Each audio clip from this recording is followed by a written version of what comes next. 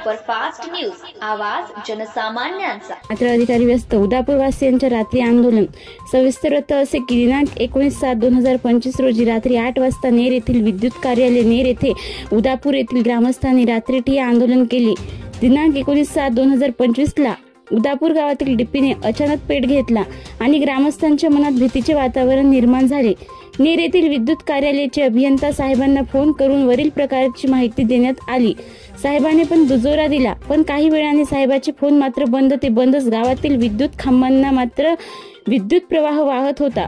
कुणाच्या जीवाला धोका निर्माण होऊ नये म्हणून उदापूर गावातील नागरिकांनी सरळ नेर येथील विद्युत कार्यालय गाठले, मात्र तेथेही पदरी निराशा झाली। आता न्याय कोठे मिळेल? कारण 3 वर्षापासून बांधकाम विभागाच्या महिला लाईनमन असून तिच्याकडून अनपेक्षित उत्तरे मिळतात। कधी कधी लाईनमन मॅडम सोबत भ्रमणध्वनीवर संपर्क केला असता स्विच ऑफ असतो।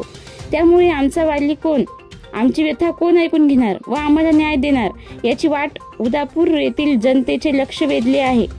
महाराष्ट्र सुपरफास्ट न्यूज साठी देवीचंद राठोड, नेर।